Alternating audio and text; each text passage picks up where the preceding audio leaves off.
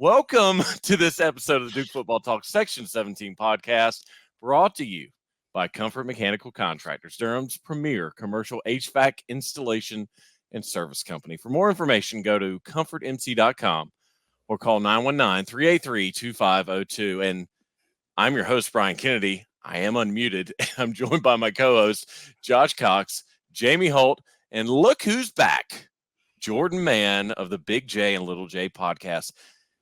Josh, back from the woods of enlightenment. So he got everything squared away for the first time ever in our almost 4-year run. The big dog is missing in action. I think the loss this past Saturday night in his stadium took too much out on him. But before he went into the woods, per se, he left us a little message. So here's Scott's reaction really quick to all things Virginia. Well, folks, it had to happen.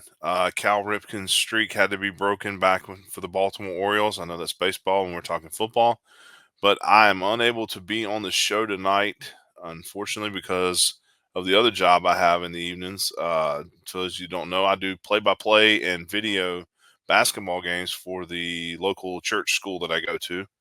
So we had a game tonight out of town down in Lexington, North Carolina. So I get to go down to possibly go down to Mark Packer's favorite place, Lexington Barbecue, LBC. But appreciate everybody logging in and watching. Honestly, my take on the Virginia game, Duke again needed one more stop. That's one of the things we've preached the last 2 weeks, and unfortunately, it just has not happened. Get to the fourth quarter, and we're not getting the stop that we need, and that stinks. Hopefully, that's something we can work on and get taken care of by the Pitt game this weekend. And obviously, you could feel the lack of energy once the game started. And then just, there's just certain things. In all honesty, Virginia, Colangelo played a great game. Calandra, not Colangelo. Calandra played a great game. Only missed 9 passes, and to be honest with you, 4 of those 9 were dropped. So Kai could have done better. Injuries is killing Duke. That's something we did not have to worry about last season. Unfortunately, we have to worry about it this season. So, it is what it is. Next man up. We got one more chance. We got an opportunity to play Pittsburgh this week. Hopefully, Duke will come out and ready to go. Hopefully there'll be a crowd there because obviously it's senior day, and I know personally want to pay my tribute to all the seniors that are going to be walking for the last time and playing possibly their next to last football game in Duke football uniform. So, and then just all the other stuff going on is a perfect storm right now for Duke football. So hopefully all that stuff will get ironed out here quickly. But that's my take on the Virginia game. Hate it. I really thought we would go up there and win. Beautiful campus. We had a really good time up until the game part, but just hate that Duke lost. And our thanks to Scott giving his thoughts as he went into the woods of enlightenment. Hopefully he'll be back next week. And I haven't forgotten about it. Again, we've already gone off the rails with the start of this episode. Before we give our thoughts, here's head coach Mike Elko with his thoughts post-game after the loss to Virginia. Yeah, I mean, first off, hats off to Virginia. They beat us. They did the things you need to do to win football games, and they certainly deserve to win. I thought from our standpoint, I don't think it was about the emotion. I don't think it was about the letdown. I don't think it was about not bouncing back. I think we just didn't play good football. We lost the turnover battle 2-0. We had a really, really hard time fitting runs on defense. We gave up way too many rushing yards. We couldn't make critical plays on third down on defense when we needed to at the end of the game. We played a really, really bad third quarter of football, both sides of the ball. We got stopped on 3rd and 1 twice on offense. We didn't do any of the critical things that you need to do to win a conference game on the road. And I just think, it hurts and it's tough, and these are the lessons we have to learn. For us to become the program that we want to become, and for us to get where we want to go as Duke football and become a team that's consistently competing for this thing in November, I think understanding the challenge of playing every single week, executing every single week, what that takes, what that looks like. And so I'm discouraged with how we played today. I'm not disappointed in who we are. The fight was there. I thought we battled all the way to the end. We were an onside kick away from rallying from way down. But you can't play conference games at all and play like we played in the third quarter and lose the turnover battle and not stop the run. If you do that, your ability to have success is going to be really bad. So for that, I'll open up to questions. And again, that was head coach Mike Elko giving his thoughts after the heartbreaking loss in Charlottesville to the Virginia Cavaliers. So, fellas, this episode has already gone off the rails. Got to love it. We're only 2.5 minutes in. But in all seriousness, this was one of those games that first of the year, anything's possible. About 5 games in, we thought, oh, this is going to be a cakewalk of a game. Then the last few weeks after Virginia upsets UNC, plays close against Louisville, started to think it was a trap game. And unfortunately, as I stated, the Devils went up to Charlottesville and they could not get the win and they fall to 6-5. Josh, I'm going to let you start since you weren't here last week. Again, welcome back, buddy. Thoughts overall? All 4 of us were there. Jordan was watching at home at the comfort of his own home. So, Josh, why don't you go ahead and get us started? Yeah, well, first of all, man, missing Scott. Good news, though, as you guys know, he had a cancerous spot removed from his neck, and that came back clear today.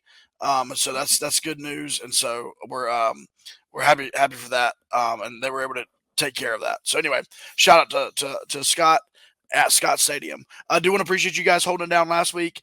Man, I had a bunch of people come up to me at the Virginia game like, man, you really were out in the woods. Like, what was going on? So you guys sold that really well. I was out in the woods.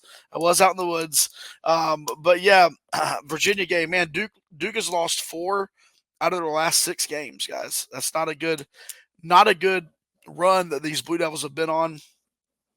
Got to be straight up with you. I felt like the energy level from the time those guys got on the field throughout the first half and the halftime was low.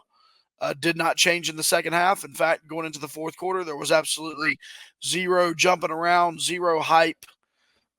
There was no fours held up. Like, I know that's kind of dumb. Everybody does that, but there was none of that in this game. You could kind of feel like this lack of energy throughout the sideline there. And Coach Elko addressed it today. He was asked about it. He addressed it in Monday's presser and just said, you can't be a 10 out of a 10 on your energy every single game. Like, not every game is, Notre Dame coming to town with College Game Day. And I get that. And it's up to Duke to have the character to go out and play even when maybe your energy level is not where it needs to be. All that to be said, Grayson Loftus had by far the best game of his career so far. Threw the ball fairly well, overthrew some guys, but you'd rather him, if he's going to overthrow it, the ball was like landing out of bounds, rather than underthrow it and get it picked. I thought he made decent decisions. He did throw the 1 interception, but threw for a lot of yardage. Jordan Moore had an incredible day at wide receiver, and pretty disappointing other than that. Our defense wasn't really there. You had the captain, man, Dwayne Carter, on that interior defensive line, wound up with like a 0 tackle day. I think that might be the first I've ever heard of that. I know he doesn't necessarily rack up a ton of tackles. It's not necessarily his job, but usually he's in there on something. And so, yeah, I've got some other things to talk about, as it regards to this, but not really in my opening statement. So I'll kind of leave it at that. Disappointed in the effort at the end of the day, and disappointed in the energy, not disappointed in the effort, disappointed in the energy. Still had a chance to win it at the end. Yeah, and we still got what I want to refer to now as fourth quarter Grayson, because that dude, like, when he gets into the fourth quarter, he becomes like some sort of Peyton Manning-esque, like like just making all the throws and bringing us back to the point where we could have won the game. Or could have sent the game into overtime. But Virginia played really well. There's no doubt there, and Virginia has been playing well the last few weeks, taking Louisville to the brink, and Louisville being already clinched the ACC championship game, so it's going to be Florida State and Louisville What else is going to Really? happen? Really? God. God, this is ridiculous. This episode. Hey Tyler, have fun with this episode. This is going to be. What was I saying? Where were we at? Charlottesville. Yeah, It was a beautiful drive up there. We got to go through Lynchburg and see Brian's alma mater, Liberty. I've never even been to Lynchburg actually, so driving through it was nice. And the Charlottesville Scott Stadium is a nice stadium. It's a nice little stadium, but I still prefer Wally Wade. But anyways, back to the game. The defense just, like Josh said, it just wasn't there. Like, I don't know what was going on. Our cornerbacks were back to the not looking for the ball. It just seemed like Virginia could do what they wanted to do. All in all, not fun. Not a fun trip. Not a fun ride home. I slept a lot of the way home. So No So kidding. that was fun. But anyways, that's all I got. Jordan, are you sure you want to keep on with us? I don't know how I could come off of that. That was the best of the best right there. But just to piggyback off what Josh said and what they both said about the defense, Jamie is just dying laughing. But like Elko's system, obviously safeties are always involved, but it's never good when your three leading tacklers are all safeties. And that kind of just shows how the passing game was for Virginia, with Jeremiah Lewis and Jalen Simpson had 10 tackles and Brandon Johnson had 9. So when your linebacker is the fourth leading tackler of the team, that's not great. It's not a good recipe for success. And Malik Washington has had an outstanding year for Virginia. And I said in our previous episode that he was going to be an X factor. And he had 8 catches for 112 and 2 touchdowns. It seemed like he was always open. And the most disappointing thing, the most frustrating thing to go off of everything was Calandre's a true freshman, and Duke didn't confuse him at all in the game. I mean, he was 21 of 30 for 278, 3 touchdowns, and had led the team in rushing with 66 rushing yards. So for Duke not having anything to stop Calandre was pretty frustrating as a fan. But we got Pitt coming up next, so we got to turn to the next page. Yeah, I thought something interesting, Jordan. Speaking of the defense, this game we saw on third down, Duke go into like a dime package, a 3-down lineman, and they brought in Cam Bergeron. You had Cam Bergeron on one side, Brandon Johnson on the other. That was a little bit different than what we've seen. Duke usually stays in that nickel, even on third down, and so they brought in gave a little bit of a different look. And I know that was probably to respect the pass game, but it didn't help because, like you said, Malik Washington, and then in the second half, Malachi Fields, seemed like they were getting open and getting the ball, whenever they wanted to. Yeah, like you said, sorry, I had trouble with my mute button, so that's 3 for 3 on the mutes right now. But yeah, I agree. It was both those guys just seemed like they were getting open, and for a team that couldn't run the ball very well this season, and they didn't really run the ball that well against Duke, they had a couple pivotal runs that led to scoring drives that Duke could not let happen, and especially at the end of the game where Duke needed one stop. Duke just could not get that one stop, and that just summed up the game right there. I had like one other thing I wanted to say before I got all tongue twisted and tongue tied up in there. It was pretty amazing to have a battle of true freshman QBs, both playing really well. And Grayson Loftus in his first 3 games as a Blue Devil. I had tweeted this the other day sometime. He's got 6 touchdowns and just 2 interceptions for his first 3 games, and that's, to be a true freshman, that's really good. So, Well, I won't belabor the point because we don't like to talk about losses. Plus, we've got another hefty mailbag edition coming up shortly. One thing that stood out to me was that usually when a team has 12 penalty yard or penalties, God almighty, Jamie, you gave it right back to me, buddy, from last week. When a team has 12 penalties for 117 yards, 99.9% of the time, that team's not going to win. But that's exactly what Virginia had. And let me tell you something, folks. Off the field, me and Josh had a lot of fun with some of the surrounding Virginia fans. All I'm going to say is, White Crocs guy, you're probably never going to see this. We thoroughly enjoyed watching you and Orange Virginia hoodie guy lose your ever-loving minds after each penalty flag. It got to the point where me and Josh weren't even looking on the field because we were waiting for a reaction. So thank you guys both. That was the most entertainment in the stands we've gotten in a long time. The other thing is this. While it wasn't UNC, there were some obnoxious Virginia fans. And I could have gotten mad. We all could have gotten mad. But then you got to think back, Duke, folks. We were in this situation from 1995 to 2007. We barely saw 4 wins. Heck, we barely saw 3 wins. So anytime we beat a team, we thought that our you know what didn't stink. So we know exactly where Virginia fans are coming from. But I digress. Elko, I think, said it in the post game. He might have said it today. I'm getting my pressers mixed up. But he said that was probably the second game this year where they just came out flat and just had no response. The first game, of course, being Louisville. That game was just done in the first quarter. Not so much here, guys, because, again, Duke came back, could have won it, should have been tied, but missed a field goal. It is what it is. So what to take out of it? One thing, and it's something that Coach Elko told us at the very beginning during the DDC interview at the beginning of the year. You got to realize week 1 is not week 1 for a football team. Week 1 is like what? Week 6 for a football team. So now we're entering week, 17. So these kids are tired. Coach Elko is tired. You can see it in his press conferences. Not saying he has no energy, but the man has. Is it from jet lag? Too soon.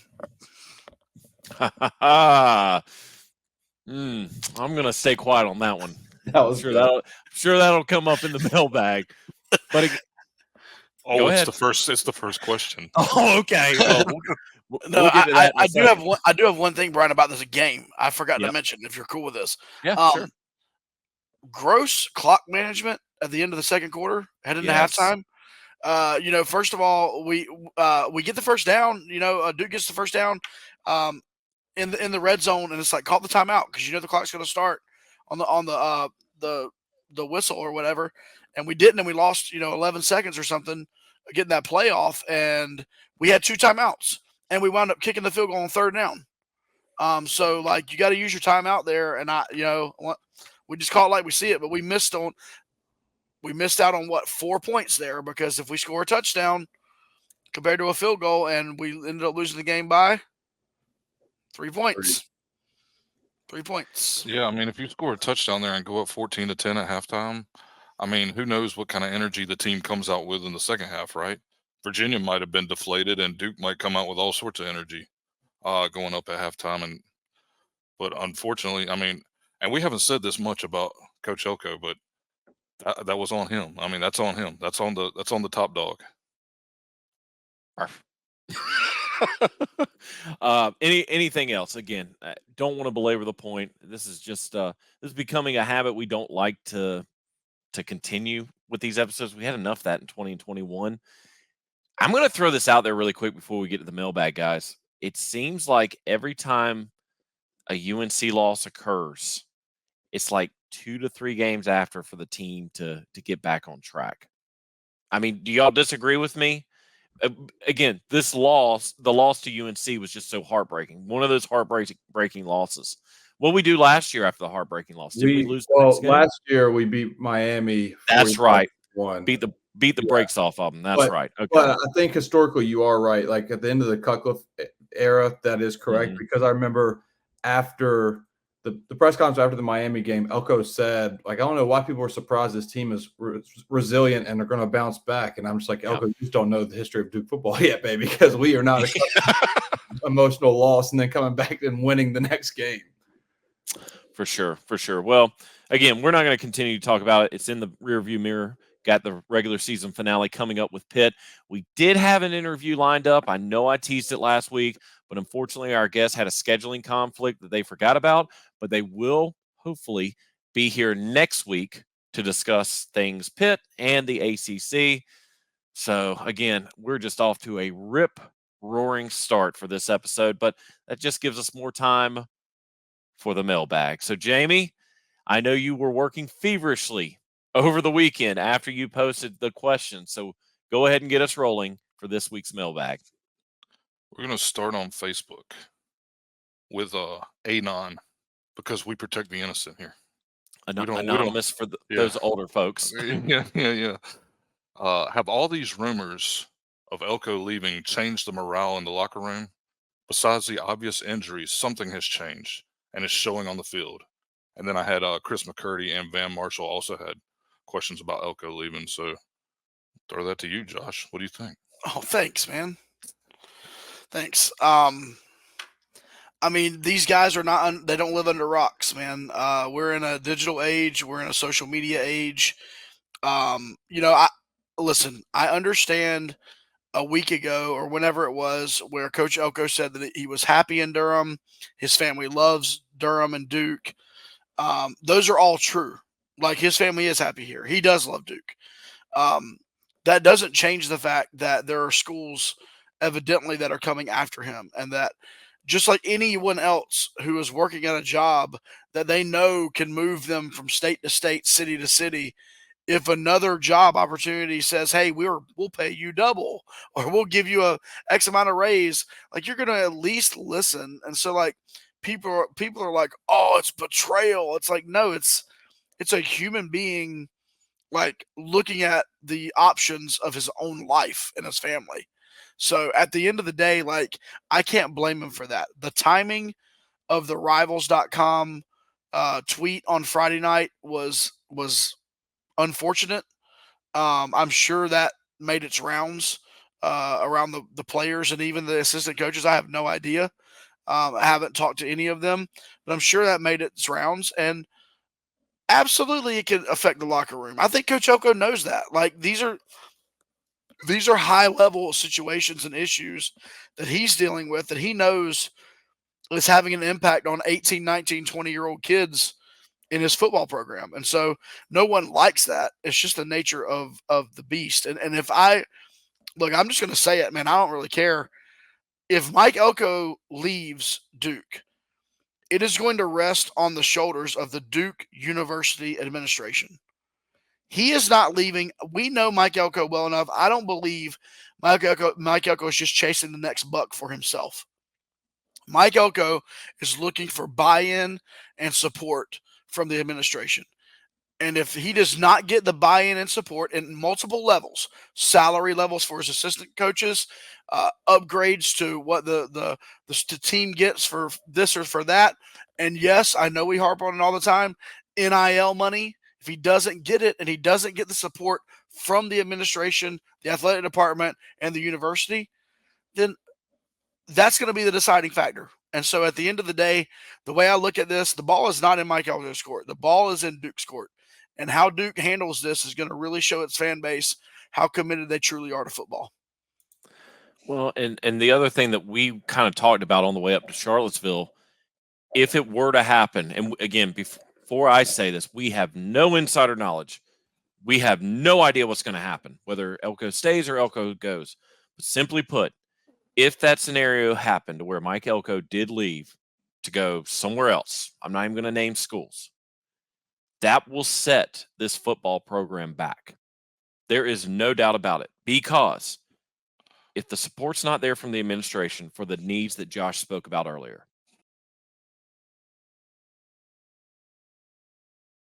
I mean, Brian, did you just go mute, bro? I think Brian just went mute on us. Did he go mute for you guys? Yeah, that's awesome. I swear to everything, I'm back on dial-up internet. So, folks, can anyone hear me? Am I still muted? No, you're I swear to God, I'm going to scream. I'm on dial-up tonight, apparently. I don't know what's going on. This has not been a good Monday for any of us. Before we started recording, Josh got a flat tire, so we're a little late recording. I'm kind of cranky because it's almost my bedtime. But if it happens again, fellas, I'm truly sorry. Justin, you're just going to have a lot more editing to do.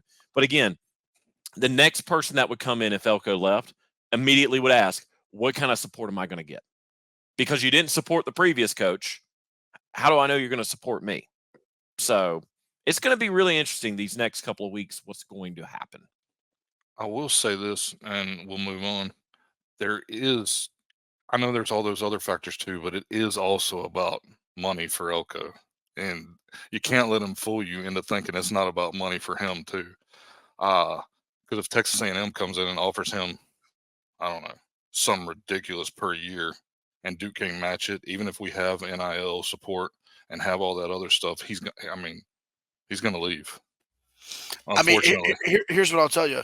If you look at the total budget, though, of athletics, and you look at how much money football brings in, there's actually no reason why Duke can't be competitive in that salary. I know it will be crazy and it will be over the top, but the amount of money that the Iron Dukes and all these the athletic department brings in, I'm not saying they could match what Texas A&M could do because that's just stupid money.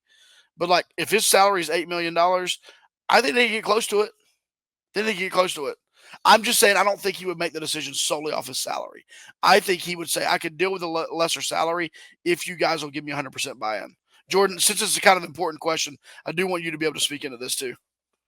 Yeah, I think you hit every part of that correctly, like very accurately. I mean, no coach in their right mind, like obviously mine's in the basketball realm, but it's very similar to everything. It's like, if you're not going to invest in my success, then I'm not going to be the one that you turn on in 2 years when, say, you lose a starting quarterback or a star wide receiver or somebody to another program because NIL. That's what just happened to Dino Babers at Syracuse. He had Syracuse ranked top 25 last couple of years, but you know what keeps happening? His best players leave because other people are poaching him, and Syracuse did not invest in the program. They fired the coach because he's stopped winning and is getting blown out in the ACC.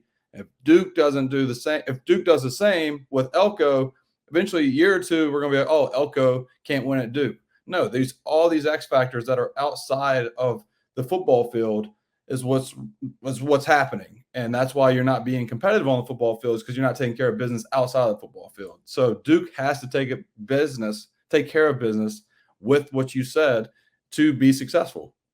Well, and the one thing that Elko mentioned today at his press conference, coming up in 2 weeks, free agency starts. Let's just call it what it is. As he put it, the wild, wild west, the transfer portal. You're going to either want to have a plan, meaning I've got the support from the administration, I know who we can go after now, or, hey, I got to get my ducks in the row for my next location so that I can start getting players. And I'm just going to say this, folks, and it's the reality of this business, because this is what it is become. It is a business. If Mike Elko leaves, you can expect more people to leave as well.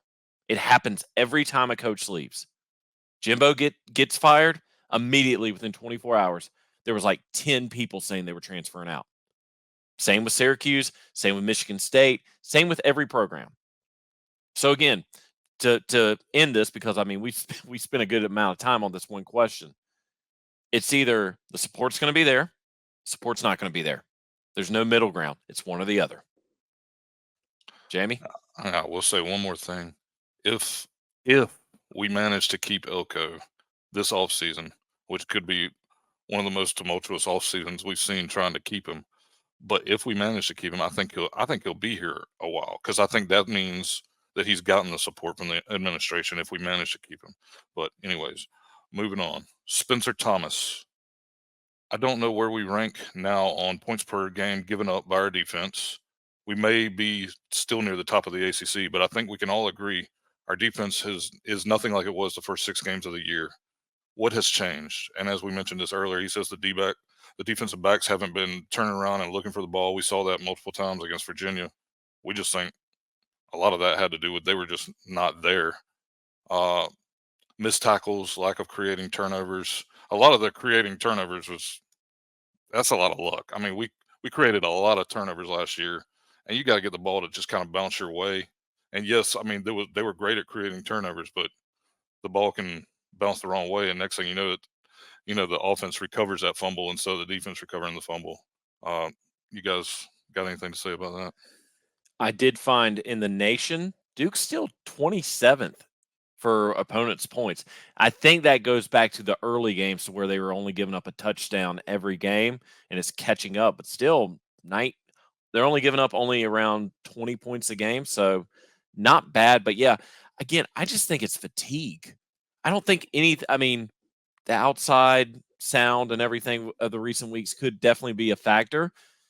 But again, like we stated earlier, this team is technically in like week 17 with all the practices and all the nuances. And because again, they don't just start at week 1 against Clemson. They've been doing it for a couple of months before that. So I just think it's just a perfect storm scenario right now. On the we got one more game.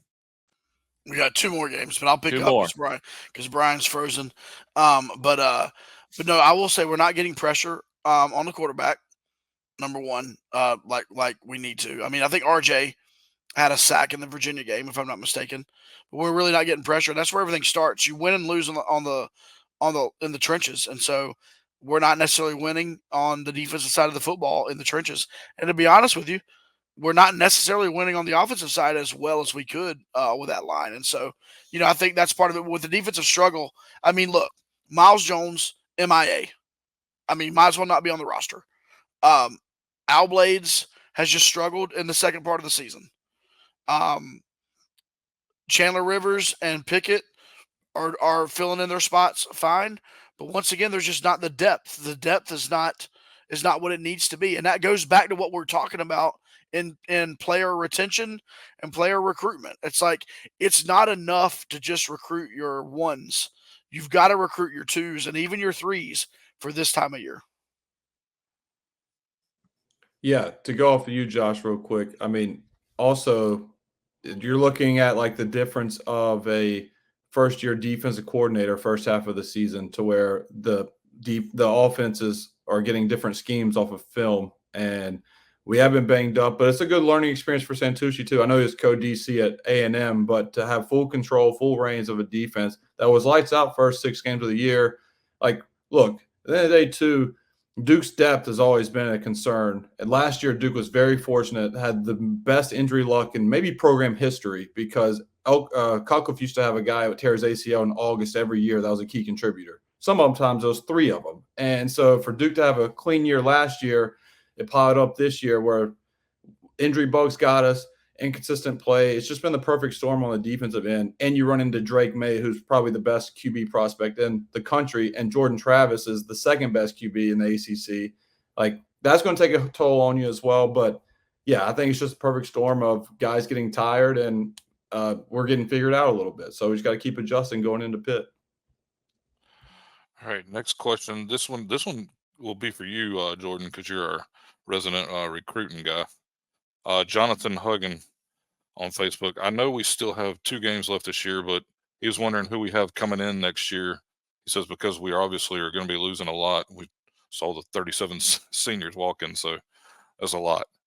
Yeah, well, I mean, we have Tyler Cherry coming in, who on 3 just came out today. He was top 10 in QB in the country. Now he's 6th in the country, and so that's pretty remarkable to see a Duke graphic. I had it up on my Twitter that I just exited out of course, before this, but I think it was like Ohio State, Georgia, Florida State, and Florida were like the 5 schools in front of Duke, and then you see Duke in front of like Penn State and other guys for a QB, and then Paul Menke is a 4-star safety that Duke got over Notre Dame, and it wasn't like he was one of Notre Dame's safety prospects and they went with 2 guys better than him. He was their number 1 guy, wanted him to commit on his official visit. And he said no, he was going to take an official visit to Duke, and that's where he committed. And then we have a wide receiver. We know the wide receiver room has been undersized all year. Got a 6'2", 6'3" wide receiver coming in by the name of Chase Tyler, chose Duke over Tennessee. The kid's lights out, and I think that's going to be one of the true freshmen that can get some snaps next season as well. All right. Moving on to Richard Bird on Facebook. Anything in the playbook other than an inside dive on 3rd and 1? And he didn't mention this, and out of the shotgun, nonetheless, which I absolutely hate. Because why not just at least line up under center? And you got Jordan. You got Jordan there. Just hand it off to him, and surely you can get the yard. But how many times against Virginia did we not get that yard? It got to be frustrating. So to go off of that, I know that is like the common theme. I saw it on Twitter as well, that it was why are we not taking a snap under center? I think it's a skill thing. Like, it's hypothetically, yeah, just get under center, hike it, you catch it and hand it off. But when you don't practice that in practice, I don't think you can run it. And I'm not just saying that Duke. I think a lot of people have the problem going from college to pros as a prospect. They can't get under center. And I don't know if that's a thing with Duke or not, but it would be nice to see us convert a 3rd and short or 4th and short and not be 5 yards in the backfield and then get to the line of scrimmage. But yeah, I think the run blocking, there was a couple of times where it could have been under center for a QB sneak, but somebody got thrown off the line of scrimmage and Virginia was there anyway. So the run blocking's got to be better in that situation as well. Well, you saw UVA though do, and Jordan, I'd like to hear your opinion on this. Is it called the tush push or the bush push? So the bush push is obviously from the USC game. So I got Scott that said that, Scott, right? Yeah. I got what he was saying, but obviously the tush push is what everybody says these days. So because if you don't know specifically Reggie Bush, then it's a little awkward. Yeah, it is. No, it is. It's a weird conversation starter. Right. You've heard of the bush push? It's like, right. Like, anyway, but yeah, but Virginia utilized that a couple different times, I believe, in the game.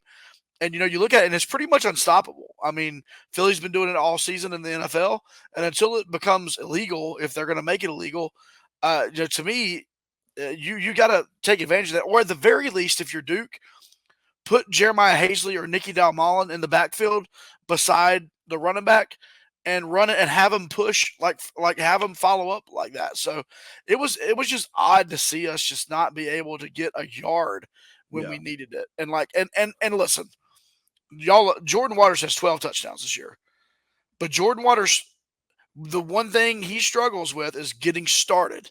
If he starts tap dancing in that backfield, he has a hard time getting going. He has really got to be like downhill as quickly as possible. And then some of those times he just never could, I feel like, get his momentum heading north-south. And so that's a problem. Yeah. Sorry, Jamie. I was going to go real quick. The backup QB for Virginia, wasn't he like 6'4", 6'5"? Like he was a big dude where like the tush push.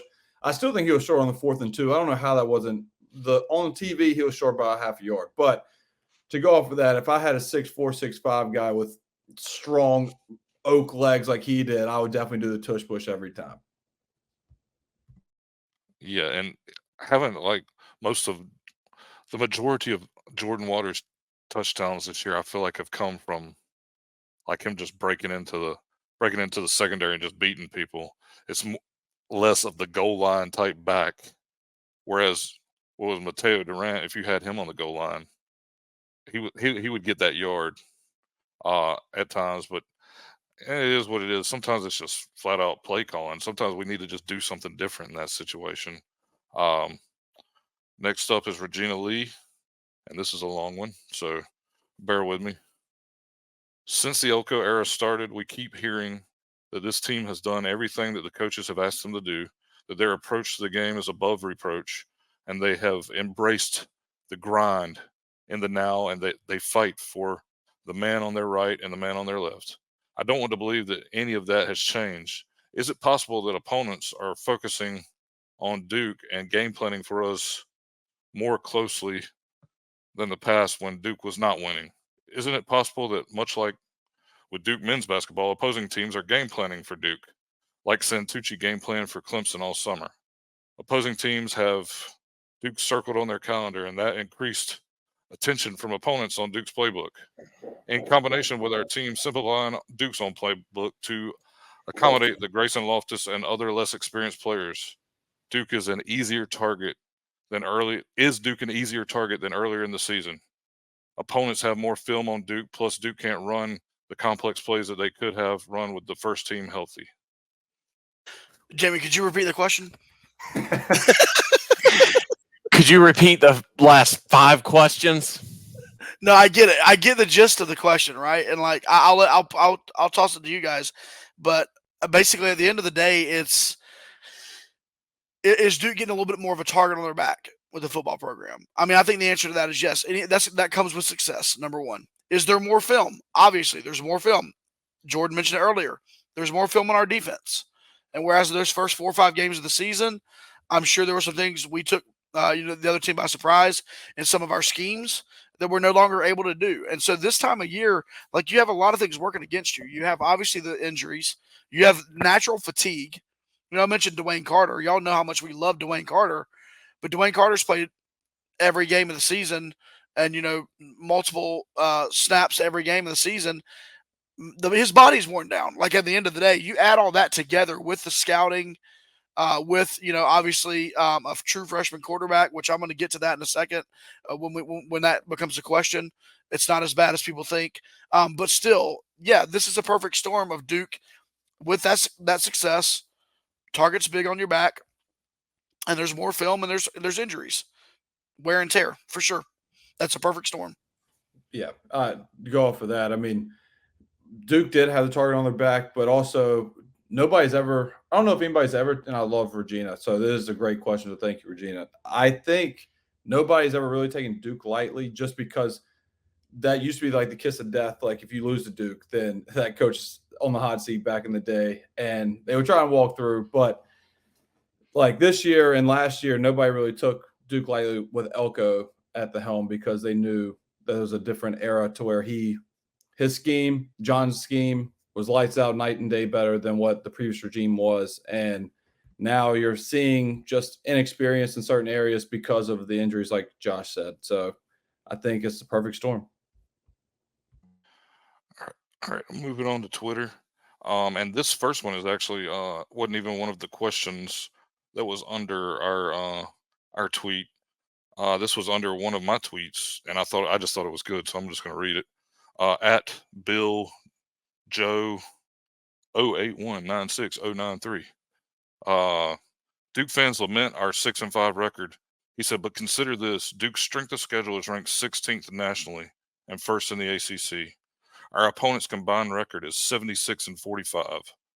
8 of our opponents have winning records. 6 of those have won 8 or more games. 7-5 with that schedule would be a very noteworthy victory for this Duke team. All Yes. right. If anybody has anything to say, go ahead. No, I will say this, Brian. I know we talked about this earlier. I mean, I picked us to go 8-4, and I feel like I was being a little bit generous at the beginning of the season. I mean, I know we had some wacko on our show that picked us to go 10-2. Idiot. Looked good till Riley went down. Yeah. Yes, some guy evidently had to wear a helmet around. But anyway, but no, like, I think we were all best case scenario, right, at the beginning of the year.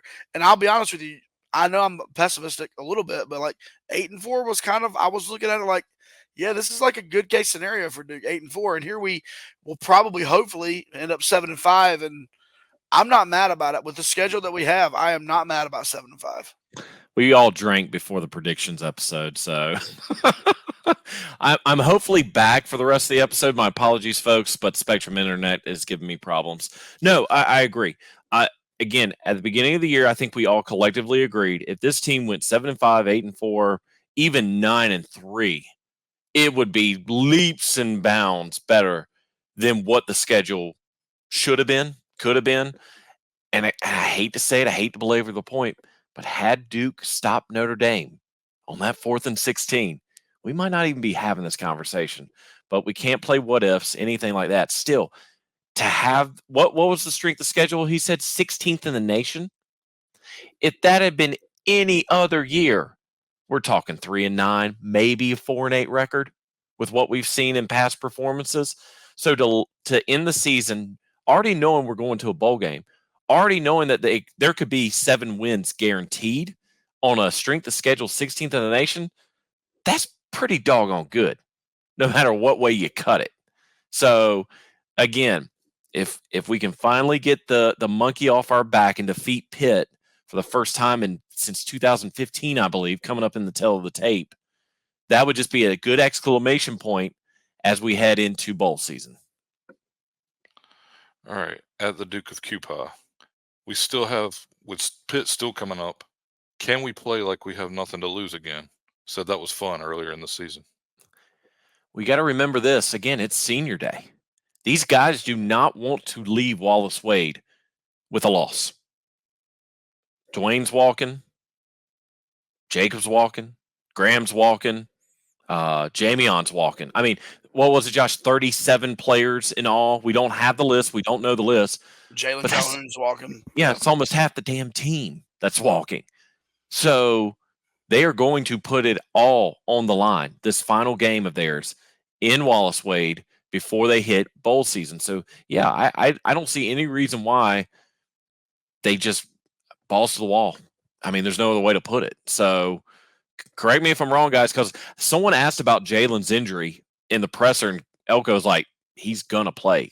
Even if he was injured, he's going to play. It's his last game at Duke's campus. All right. Moving on to at Noah Lunsford 6. And we love Noah. Noah brings the energy. He says, "Why am I so sad all the time in November?"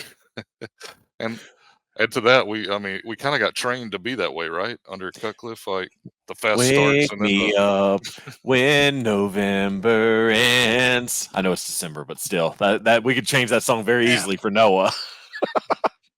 Yeah, it's been a sucky month, hasn't it? It's been tough. I mean, yeah, this is not the November that you wanted, And honestly, if you look back at last season, November wasn't great. I mean, Duke did end up getting that final victory at Wake, which got the momentum heading into the Military Bowl. So similar this year. Energy is a little bit different around the program, but yeah, November's been a tough month. That UNC game is the big, elephant in the room there. All right, at LA Dodgers all day. Sam. Yeah. He says, glad this game is in Durham so we don't have to play the Panthers and the Pigeons. That was crazy last year. And he's got a question for Brian here, our resident bolitologist.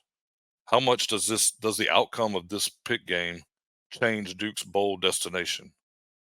And he says, assuming Duke's Mayo is out of the picture now, which I don't think it actually is, what's most likely for us at 7-5 versus 6-6? Okay. And I talked with the guys about this over the weekend, and I think I tweeted about it a little bit over the weekend too. Duke's Mayo is not out of the question by any stretch of the imagination. I'm going to put it to you this way. A 7-5 record keeps us in Tier 1 bowls. A 6-6 record, Duke falls to a Tier 2 bowl. Not a lot of things, but some things need to happen. Duke's got to beat Pitt. In my humble opinion, Clemson needs to beat South Carolina, and then Miami needs to beat whoever they're playing. I don't even know who they're playing, regardless. And here's why. Bowls don't just pick teams based off their record. They pick teams based off of traveling fan bases. So if you've got a 7-5 Duke and you've got a 7-5 Miami, and you're looking at, say, the Holiday Bowl, who do you think that bowl's going to pick, if we're being completely honest? Miami. The history, the fan base, they would go to San Diego. The thing that's helping Duke right now is the distance to Charlotte, 2.5 hours. If Duke went to the Duke's Mayo Bowl, there would be a lot of Duke fans there. There were a lot of Duke fans at the Military Bowl last year because it was, what was it for? It's like a 4-hour drive. Not bad at all. If you pick Duke to go to San Diego, you're going to have parents there and some alumni that live in San Diego. When we went to the Sun Bowl against Arizona State in El Paso, that was what, 2014, I believe, 15, something like that. Not exactly a great turnout for El Paso. So, Sam, to go back to 7-5, a win this weekend, definitely Duke's Mayo Bowl is open. If I'm being completely honest with you, if we go 6-6, could be in the Fenway Bowl, could be down in Tampa for the Gasparilla Bowl. More than likely, it'd be one of those two. So, fingers crossed, Duke fans. Duke gets the monkey off the back, like I said earlier. We finally beat Pitt. And there's one more question that's kind of similar, but Travis Murphy he was on Facebook, but I grouped him in with this question. He wanted to know where each of us would want to go bowling. I'll start since I'm unmuted. I absolutely want to go to Charlotte. It's a 2.5-hour drive. That's an easy question for me. Yeah. Hang on a second, let's give them the reason why. We would have to give Jamie like 5 Valiums to get on a plane if we had to fly. So that's why Jamie hates flying. He'll drive if he can drive. I'll be honest. I wish it was a higher tier. I'd love to go to the Fenway Bowl. I've never been to Fenway Park. I think it'd be a cool experience to see a football game played in a baseball stadium. But, I mean, it's a lower tier bowl. So, but still, just with the history of it and everything. I want to go to Florida, warm weather. So Josh can wear the Section 17 banana hammock. I want to go to Charlotte. Yeah, Jordan, you may be dumping Mayo, right? Possibly. I have a connect with the Mayo Bowl, and he was like, hey, if Duke's in, do you want to pour Mayo? And I'm like, absolutely. So Elko, I got you. Hang on, a reminder, Jordan. I don't know if you remember this. When Elko first got hired, I said if we went to the Duke's Mayo Bowl and we won, I would happily have mayonnaise dumped on me as well. So you can dump it on me too if you want, bud. I'll let Josh do that one. I got Elko. I'm not touching Brian's. Never mind. No, what? It's getting weird in here. Yeah. Getting weird in here. Let's keep Mayo out of this. At Big Papa RV, Loftus seems to get in a rhythm when they let him sling it around the field. Will they open up the offense versus Pitt? Also, will they let Loftus run the ball? He had huge open lanes on zone reads and refused to keep it versus UVA. I don't know. If they let him what, Jamie? Run the ball. No.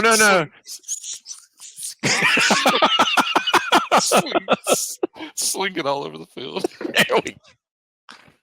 Oh my. But as far as running the ball, Coach, I did listen to Coach Elko's radio show last week, and he basically said they're not letting Loftus run the ball. They're just, I mean, they don't want him to get hurt at this point. Like, we've got one other QB. Yeah, David was Donald Tomlin.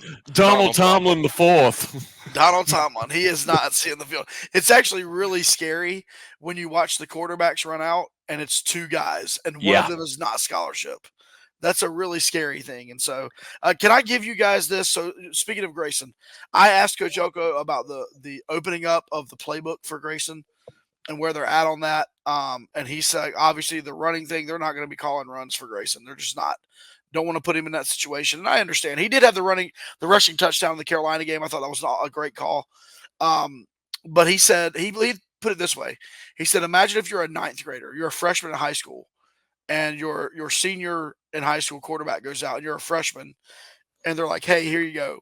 Like, take the keys. So that's kind of where they're at. But let me say this. In 5 games this season before Riley Leonard got hurt, so this is not the Florida State game. This is not the Louisville game. The 5 previous games, Notre Dame and earlier. 126 passing attempts, 79 completions, 912 yards, 7 touchdowns total. That's rushing and passing together, and 1 interception. That's the 5 games, okay? So Grayson, if you adjust Grayson's 3 games to 5, so if you just adjust his stats from 3 games to 5, now, keep in mind, one of those games was Wake Forest, his first start, where he had single digits in completions. He had like under 100 yards. So you're even counting that first game. If you adjust Grayson to 5 games, he has thrown 153 times compared to 126. He's completed 82 compared to 79. So completion percentage is not quite as good, but he's thrown for 922 yards. That's 10 more yards. And here's the kicker. 12 total touchdowns compared to 7. So, I mean, listen, this is not to take anything away from Riley Leonard. Y'all know this. This podcast will fight you over Riley Leonard. Jamie Holt will proclaim his love for Riley Leonard on this podcast. We love the guy. But at the end of the day, Grayson has done extremely well. He's thrown the ball really well. I feel like Kevin Johns has done an incredible job of giving him plays that he can succeed with, not giving him like tons of reads to make and really able to get the ball out and get it where he needs to go. So, I mean, I want to give a shout out to that. Like I said, adjusted stats. I think if you put those stats beside each other, it's kind of a pick 'em on which one you want. Do you want a little bit better completion percentage, but not quite as many touchdowns, or do you want vice versa? So I did that today just to try to figure it out, and it came to be true that they're very, very similar. Does that feel good, Josh, giving stats? That's my line. Bro, it was incredible. I had to do math. I was like back in like my 7th grade math class. Like, it was pretty cool. Your brain melted, didn't it? All right. And we talked about this one a little earlier, but at Vaden Alton said, can this be right? Carter with 0 tackles on Saturday. And it felt like usually even we know that Dwayne doesn't get a whole bunch of tackles, but he's constantly in the backfield wreaking havoc, it seems like. But Saturday afternoon, it just wasn't happening. I just chalk it up one of those games. I mean, has he had another game where he hadn't had any tackles? Maybe his freshman year, sophomore year. I don't know. I mean, you're going to have those type of games, whether you're an elite quarterback, whether you're a wide receiver that's just gone all out. These games happen. I can guarantee you this: he'll have a tackle or two this Saturday against Pitt. Guarantee you. Take it to the bank. Are you saying there might be a big man touchdown?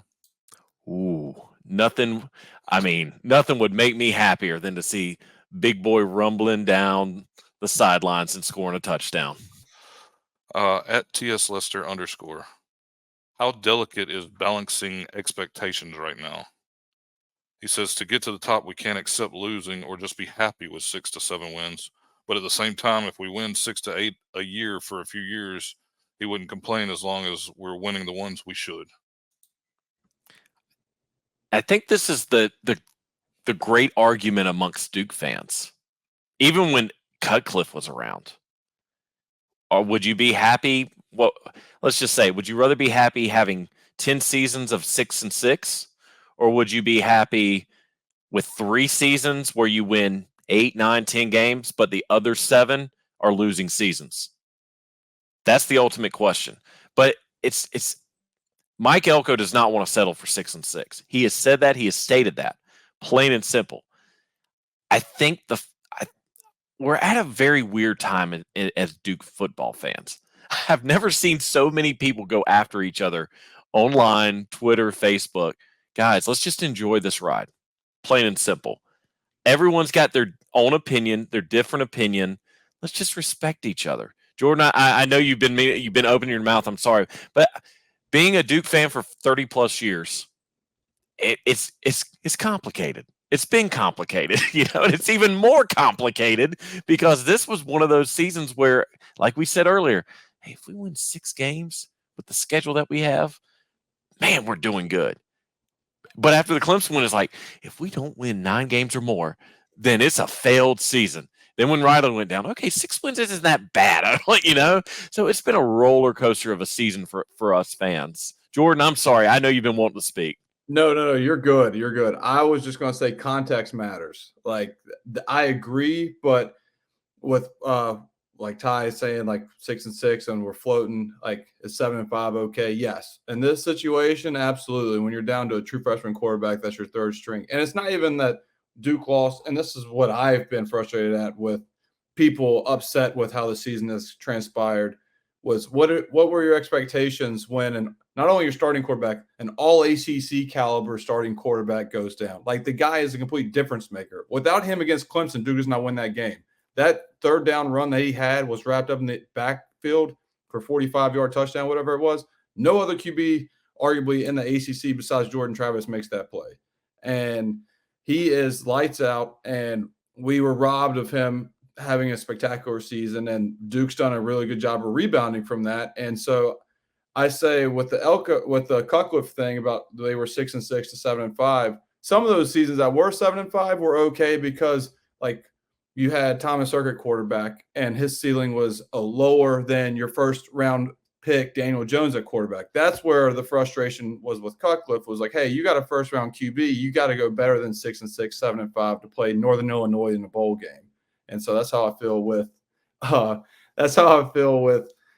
team now, as Brian threw me a curveball.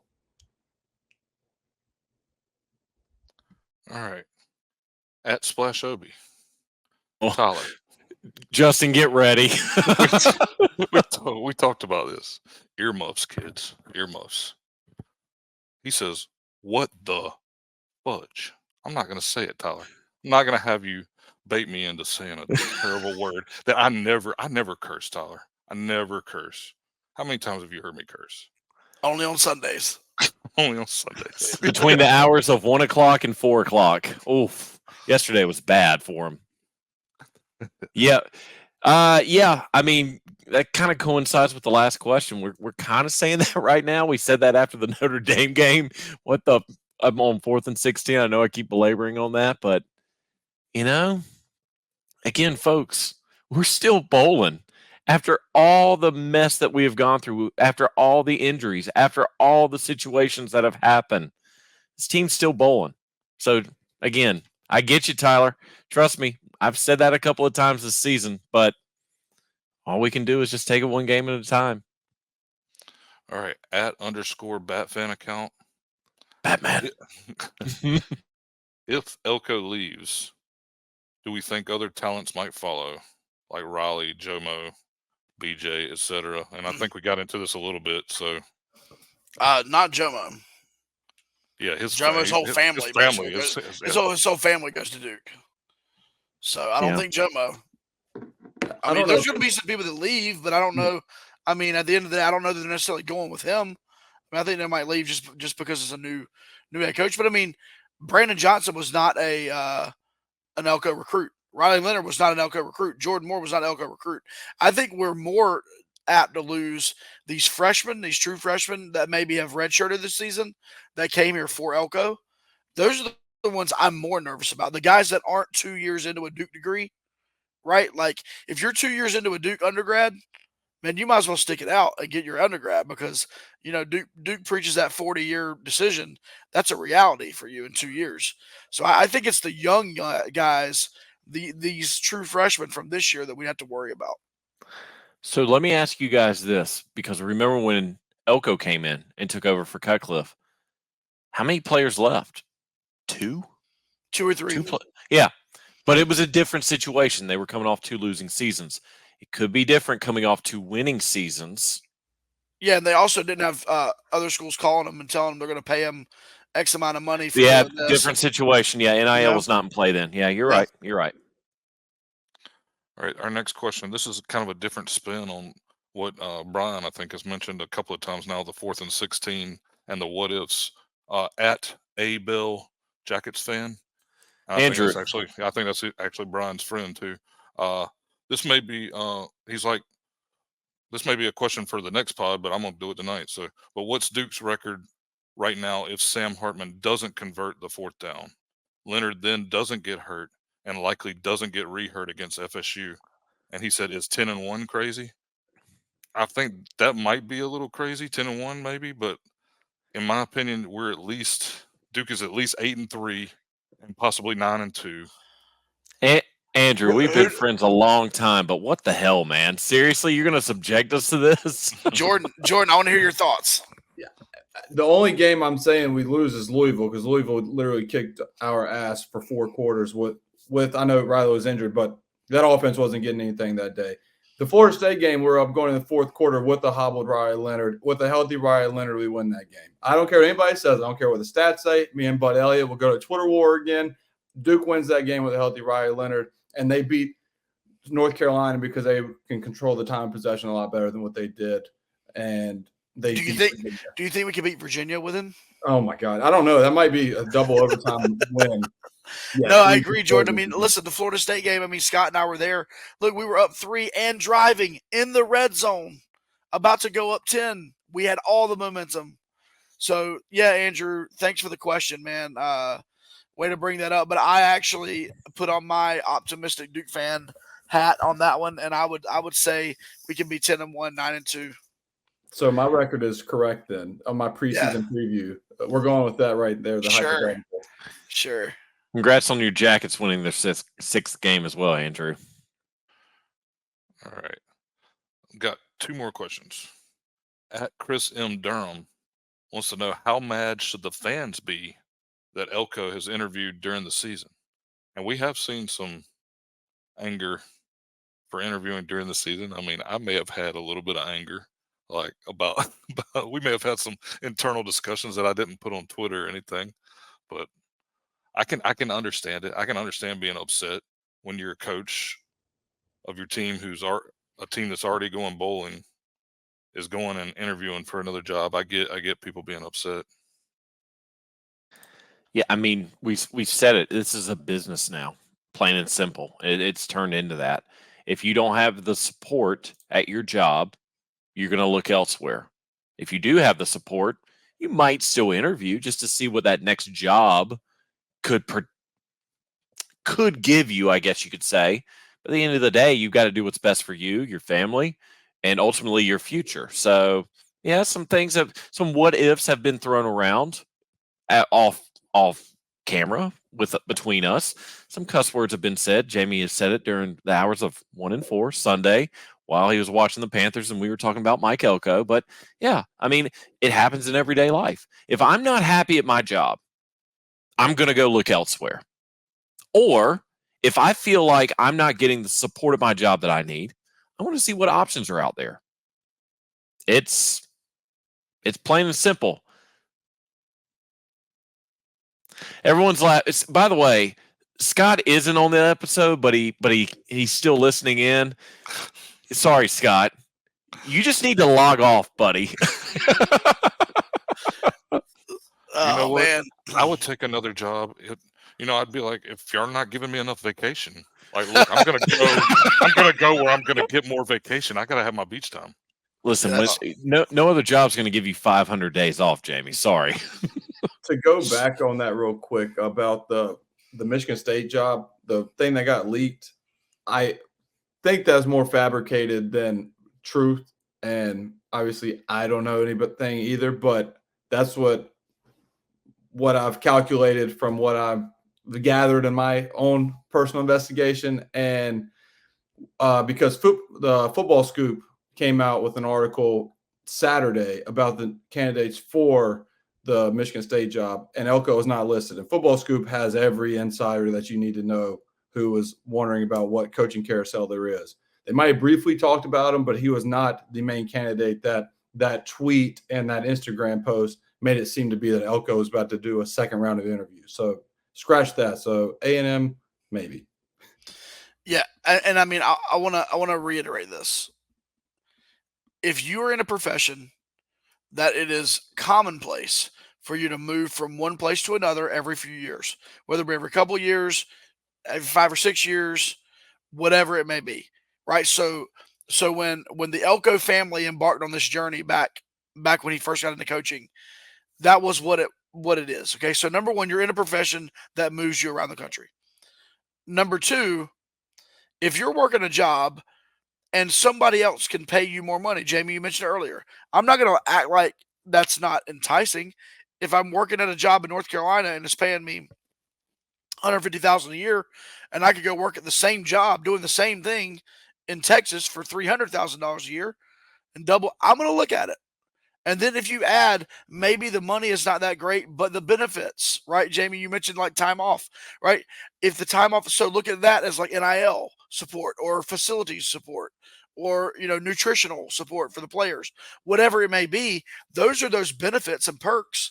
And if you can get those elsewhere and you're not getting them at your current job and it makes sense for your family, there's not one person listening to this podcast or watching on YouTube and subscribing right now. There's not one person who wouldn't at least take the interview. At least take the interview. I'm not mad at him. No one should be mad at him for taking the interview. No one, because every single person would do the exact same thing. And like my wife has told me numerous times, just because you interview doesn't mean you have to accept it. Say no. If you don't want it, just say no. Thank you for the opportunity, but at this time, I'm not going to take the job. All right, this is our last question, and it may be the greatest question we've ever had. At McManson 69. Did the kid that lost his shoes storming the field after the Clemson game ever find them? It's getting cold outside. So with a backstory about this for people that don't know.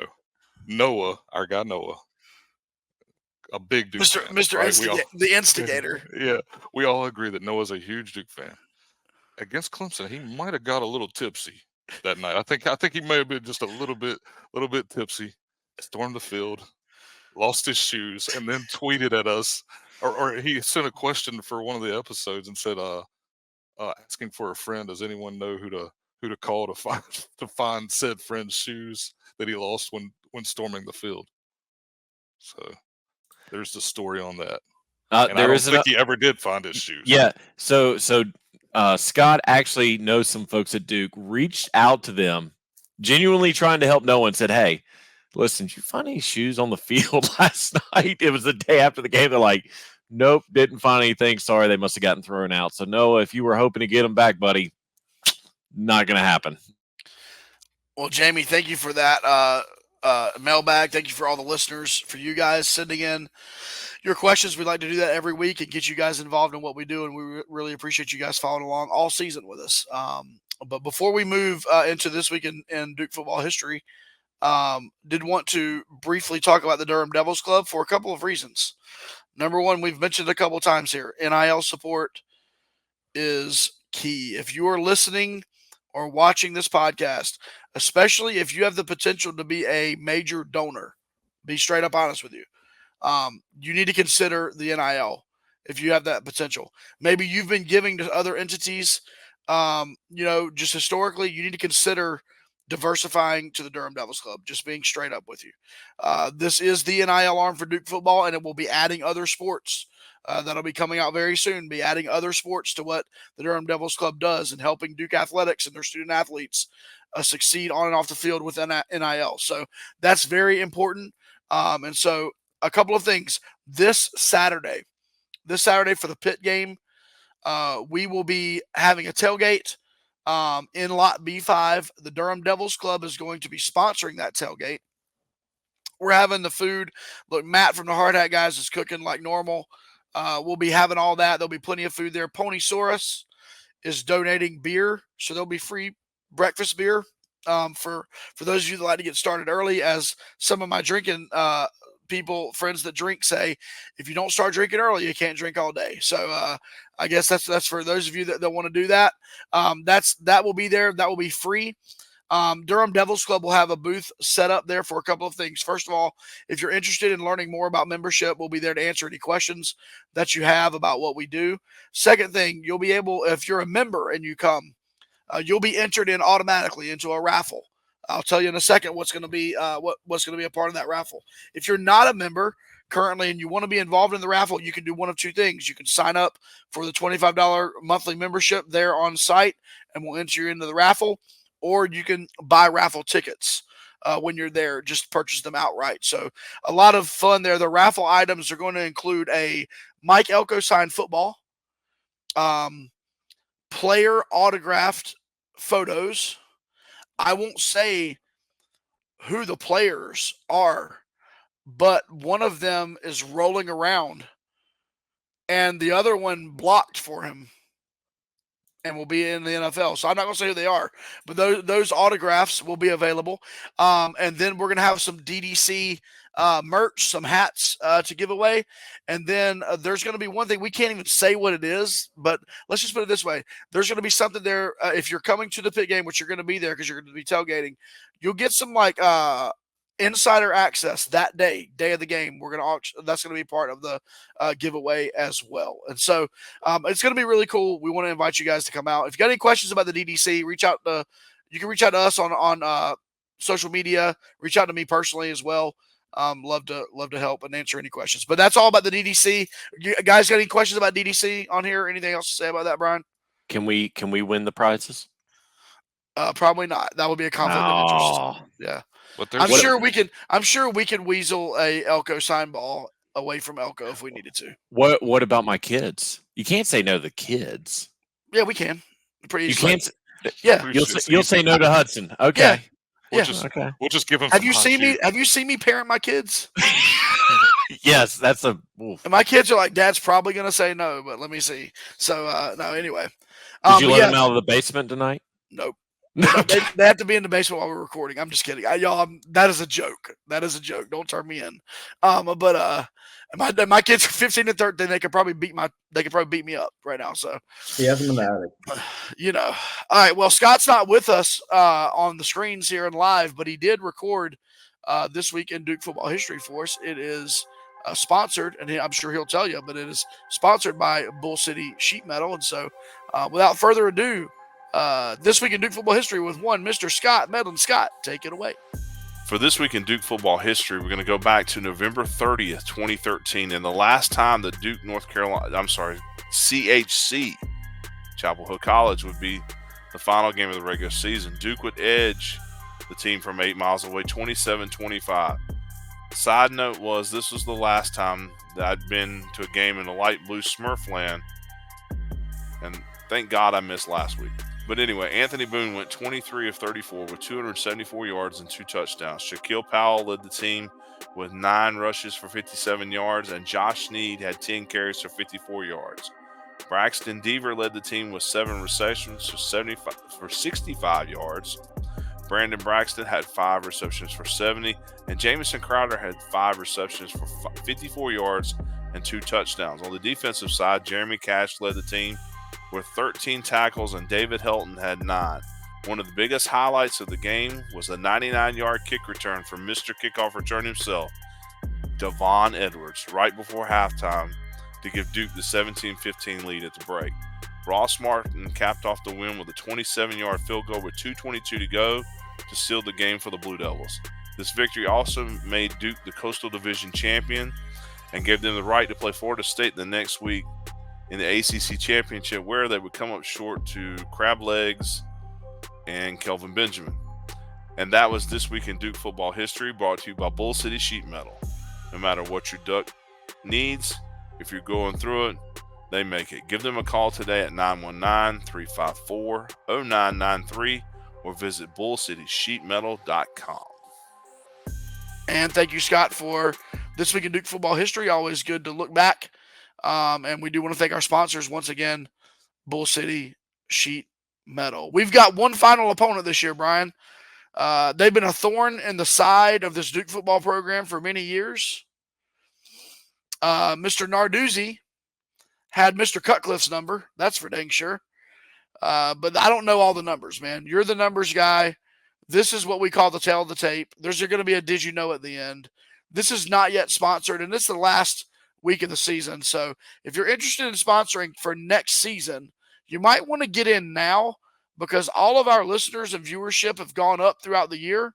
And guess what? You know what that means?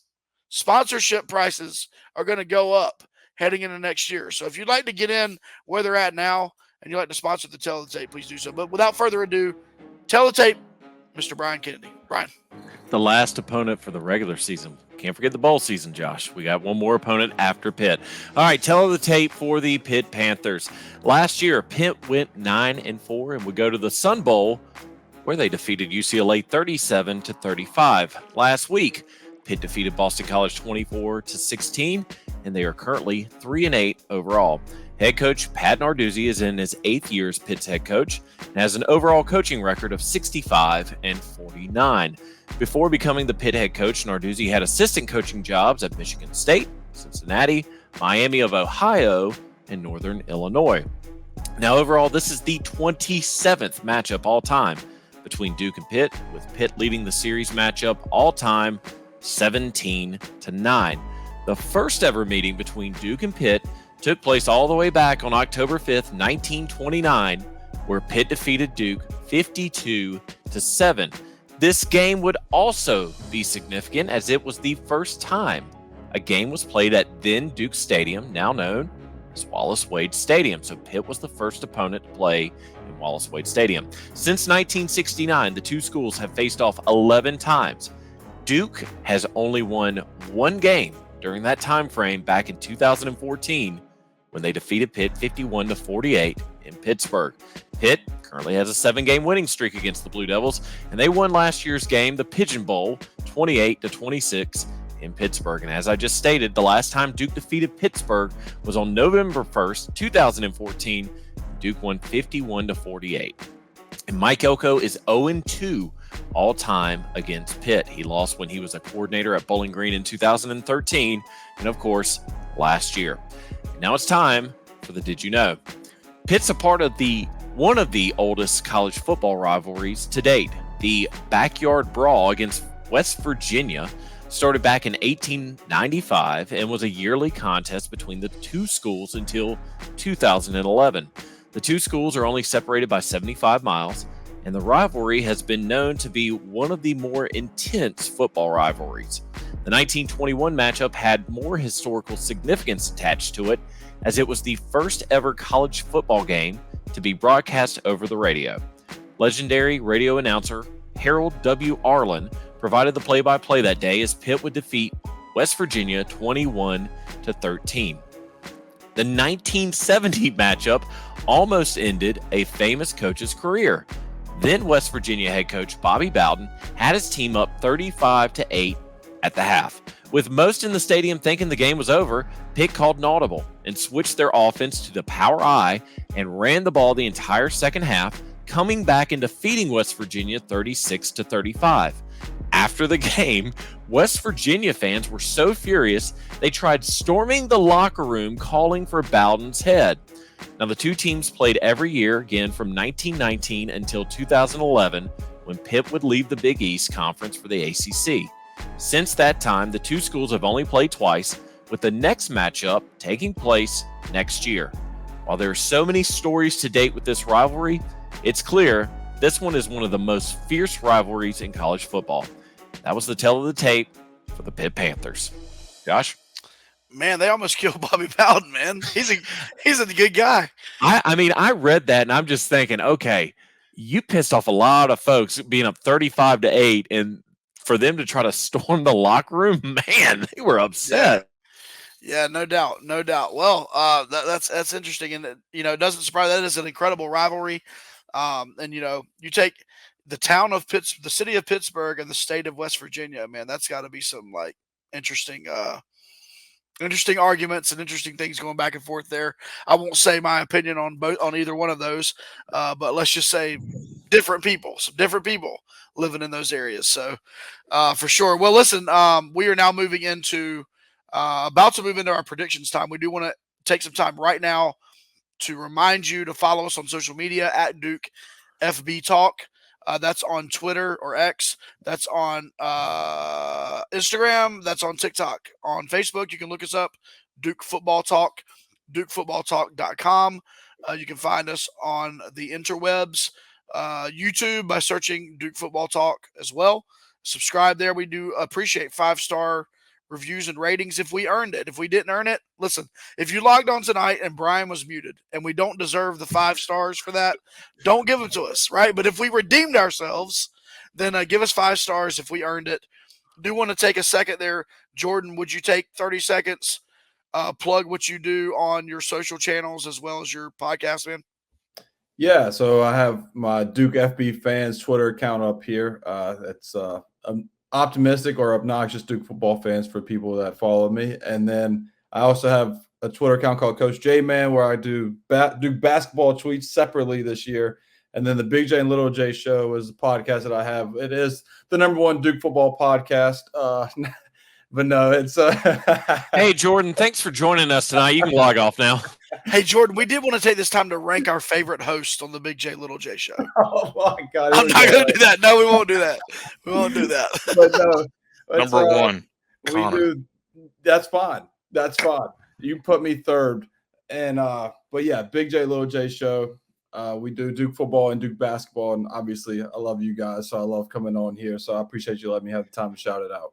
Yeah, Jordan, we appreciate you coming on, man. You've become part of the fam, and we enjoy interacting. And pretty cool, man. Duke football brings people together that would never probably get to know each other. And man, we've eaten together.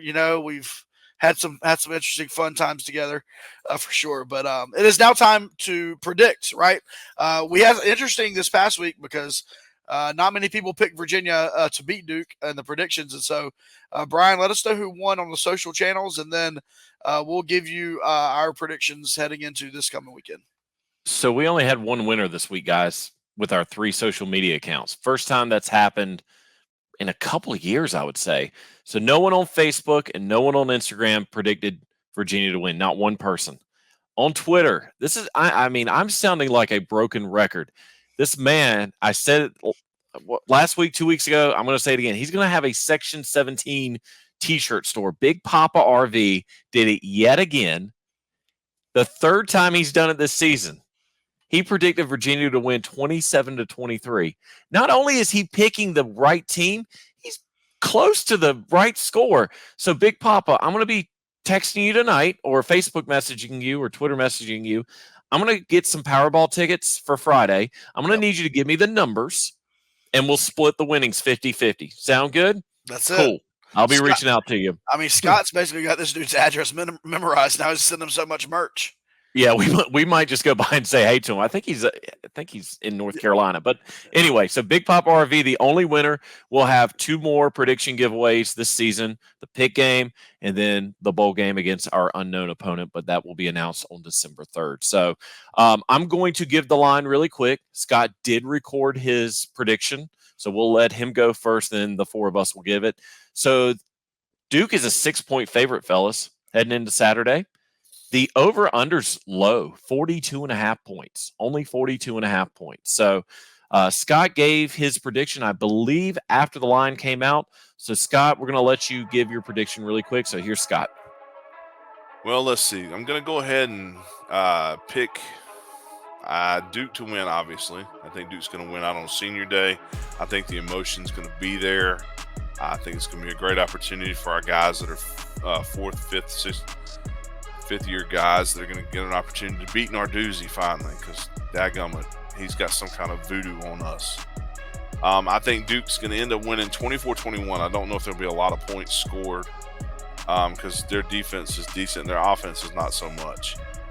I really think Todd Polino, the Todd father, may end up kicking the field goal towards the middle of the 4th quarter to give Duke the win. As far as uniforms, I'm not. It's been hit and miss. I was really close last week. I'm going to say that Duke will go with a blue out. I think we go blue lid with the Duke in the not script, but the Gothic Duke, because I really think that is the theme of the season, with the blue tops and the blue pants. I mean, that's the classic look. I think it's beautiful. I really think Duke's going to finally get their opportunity to beat Narduzzi. Definitely need this W going into bowl season. And just want to take a chance, opportunity to tell everybody happy Thanksgiving. Hope everyone has a great time, able to spend time with your friends and family. And we will see you Saturday out at the tailgate and B5. Go Duke.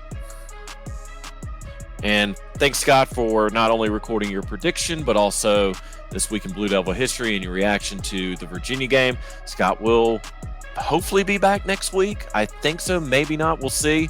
You know, Yeah, he was at a basketball game tonight out in the he wasn't in the woods, folks. We joke. Yeah. He actually had something to do. So hopefully Scott will be back next week. Well, I'll go ahead and get started. This is one that we all have wanted for a very, very long time. It has been almost 10 years since Duke has defeated Pitt, and this is probably one of the most frustrating teams that we play. I think with it being Senior Day, the last game, the last hurrah for some of these guys, Duke's not going to lose this game. I'm just speaking from the heart.